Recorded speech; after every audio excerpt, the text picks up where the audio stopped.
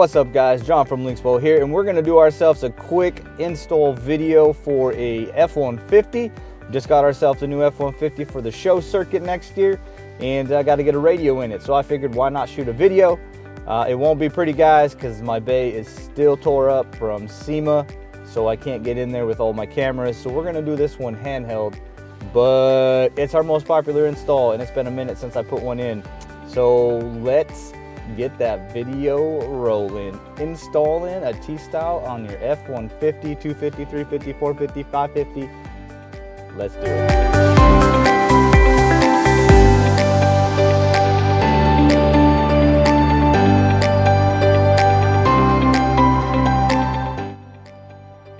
Alright guys, so this should be your dash. You might have the 4-inch and not the 8-inch, but essentially the install will be identical. We're gonna get up in that top tray there. We've got the speaker, so you'll pop off that speaker grill and you're gonna pull off 2 7mm from under the grill. If you don't have the grill, there'll just be a rubber plate. There'll be 2 back there in the corner. And then this piece here will snap off. Once you've snapped that off, there's gonna be 2 7mm going down here, which is gonna hold on this front panel. So we'll pull off this front panel, and then there's gonna be 7 mils, should be 3 on each side for the screen, and then 2 on each side down here at the actual factory radio. So you'll pull off all those 7 mils. So we're gonna take this top piece off, we're gonna take off the dash bezel, we're gonna get the screen out, and we're gonna get the radio out, and then we will talk about how we're gonna connect our T-style. It really is that simple, guys. All right, let's do it.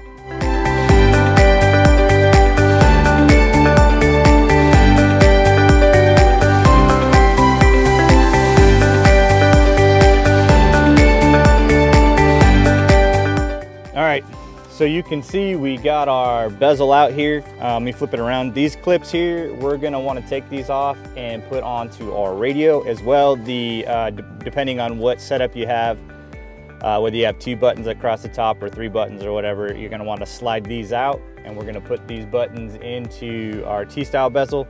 But you can see our AC plugs here, our accessory buttons up on top. But you can see 1, 2, 3 on each side, and 1, 2 on each side.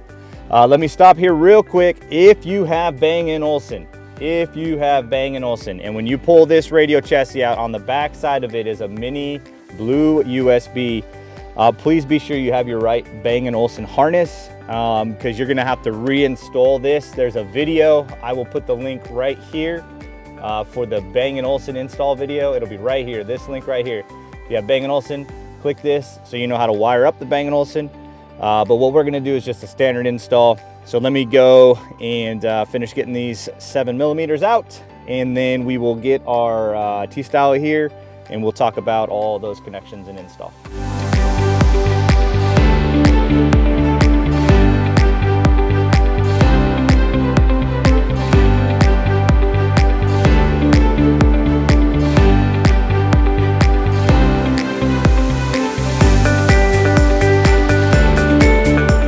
All right, so we got it all out. Let me run you through these plugs now so you know. So this one here is gonna be your camera plug.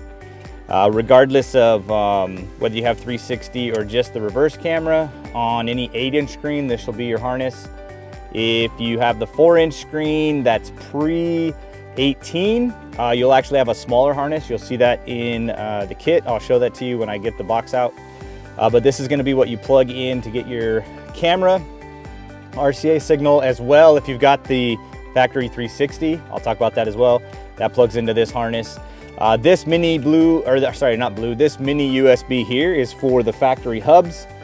Just know, I've said it on pretty much every video, these hubs aren't gonna work for CarPlay if you're plugging them in, because the hubs themselves have too much electronics in them. It doesn't let the handshake happen between Apple and our radio. So just know, if you want your factory hubs to work with CarPlay, you're gonna have to do a little bit of work. Pull the factory hub out, disassemble it, and then slide ours in there to make it look factory, but really it's not.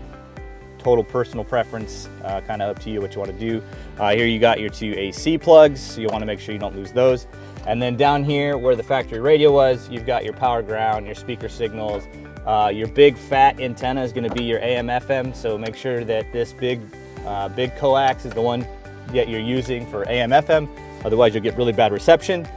This yellow one is the factory XM radio, and guys, we are putting in that Gen 5 and we're there. So I will be installing Sirius XM as well, and we will show you a little bit of how that interface looks when we're done.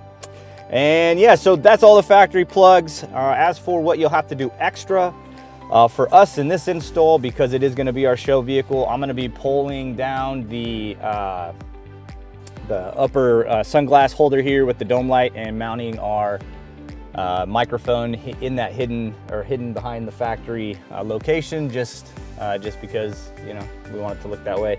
I know a lot of people are like, why can't you make the factory mics work? It's just not that cut and dry. If it was, I promise we would. It's just not something that's as simple as it sounds. So best way to make it look factory is use our microphone, put it in there. Maybe I'll put that in the video. Depends if I can get my camera angle good enough. But that's where that's gonna go. And then we're gonna run our DVR cam. We're gonna get everything all ran and which way. And so yeah, I'm gonna go ahead and pause the video while I run all the wires so you don't see me everywhere. I will pull down this thing here. We'll talk about putting that factory, or our mic in that factory spot. And then we'll talk about plugging everything in. And then we will power this bad boy on and go from there. So for you guys, it will be 2 seconds. For me, it'll probably be 20 minutes, but we'll see you on the other side of those 20 minutes. All right, guys, so I had to switch to my phone because I can't get my camera in my hand enough. But so to pull this bezel down, literally, guys, just pull and snap. It's all just clips. There's no screws or anything in it. And then I've got it down here on the center console. So what we're gonna do, there's Torx right here. There's a Torque there and there. I've actually already pulled them out. I believe it's gonna be like a 15 or a 20. It is a T20. So take out these two T20 screws, and then you can actually unsnap this cover. And this little guy right here, that's your factory microphone. So we're just gonna unclip it and get it out of there. And now we have this little slot. And so what I'm gonna do is I'm gonna take our microphone, I'm gonna sit it in here so that it's pointing that way. So it's pointing towards me. And then, you know, the technical term I believe is gorilla snot, or for those of you who do interiors, you know it is like seal gunk, or I don't know, whatever. Anyway, so I'm gonna get the microphone there. I'm gonna gorilla snot it in there nice and tight, put that cover back on, run my microphone wire out, and then I'm gonna go down across the top of the windshield, down the pillar and across, and then to our radio. But that would be the way to do it on a Ford. Pull that off. That's your little slot. Get the mic in there, and then when it goes up, it'll look factory. So yep, back at it. I will see you guys on the other side. All right, guys, so I got everything ran, and so let me talk through all the plugs. So a couple things I want to show you. First is the plugs I'm not actually using at this point. That's the Toslink, the DVR power, and the aux in. I just don't have anything to hook to them right now. I will in a later date. So those I'm just gonna go ahead and plug in. I'm also gonna put right down here, I'll put a picture of where each plug goes. So as I'm talking, you can actually see where they're plugged in. But you can see I got my clips moved over, my factory plugs moved over. So those are ready to go. But let me walk you through some harnesses and talk through those things. So first thing, let's look at the camera harness. So I mentioned this one is for the 8-inch or the newer 4-inch. If your screen plug was small like this, you're gonna use this one instead of this one. So it's this one or this one. You'll never use both. So this is our camera. You can see the RCA output here. It says reverse camera input, and then here is your factory cam input. So these two here go together, and then this is gonna plug into the back of the radio. So it does not matter if you have factory 360, this will be the RCA you use. So talking factory 360, so this plug here will be on all of these harnesses. Whether you have a 360, whether you're using multicam, it doesn't matter. This will be there. All you're gonna do, if you have a 360, you're just gonna have a box. It's gonna plug in, and then it's gonna run doing all the data that you need to do, and the video is gonna come out of this one RCA into reverse input. We're actually gonna put in our multicam, so you can see our multicam box. Well, guess what, guys? The Ford multicam plugs into the exact same plug as the 360. So I'm gonna plug in my multicam, and I will do another video later of the install. So at this point, I'm just gonna leave this in here. But the thing you gotta make sure is from this harness to the power harness, there's a jumper here that says 360 camera box power. And you wanna make sure you get that plugged in, otherwise it's not gonna work. So I can show you, there's the harness here. There will be a blank inside it to protect the pins. So you're gonna wanna unplug that blank, get the blank out of there, and then you can go ahead, and I'm gonna run it actually this way because it's easier if they're up here, and plug that in like that. And then you're gonna make sure there's an orange and a black wire that's coming from the same two harnesses that says USB power.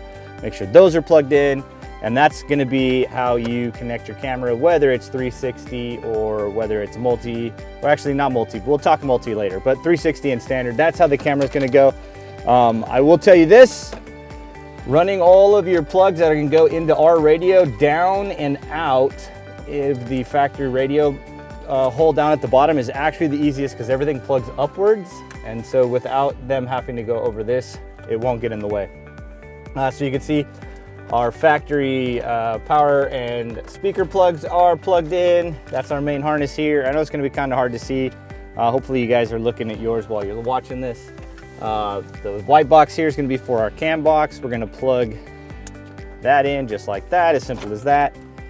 You can see our factory USB that came off the factory screen. We're gonna adapt to that. We have our two USB plugs running out and down. Our nav antenna and Wi-Fi antenna. Now, even if you're not using iGo, guys, you need to install this. You have to install this. The tablet needs to know where it's at. So even if you're not using iGo, make sure you install this. If you look all the way in the back there, you can see my nav antenna is just on the factory tab, and then on the air vent, I mounted the Wi-Fi antenna. So those are all right there. I've got my USB down here for my USB DVR camera. I also have my microphone ran from what we did up there holding that factory microphone. So this yellow plug here has my mic input. You can see it's there. Now, if you happen to have the factory amplified system where you have the one RCA coming off of the main power harness that says sub, you can plug that into either one, left or right. The sub output is mono, so it doesn't matter. You can just plug that in so you can keep your factory sub working. And ultimately, guys, that's most of everything that we need to connect. I will show you this though. There it is, Sirius XM. So I took the factory XM antenna, cut the little plastic off so I could plug it in, and there's our V300. That is what you'll need to do Sirius XM, and this is gonna plug into the back of the radio in the appropriate spot. But that is all of our plugs, guys. And I really hope I got all that. It feels like it went really quick. But, so now what we're gonna do, we're gonna plug it all in. We're gonna turn it on. And that's the install, guys. So let's get this all installed.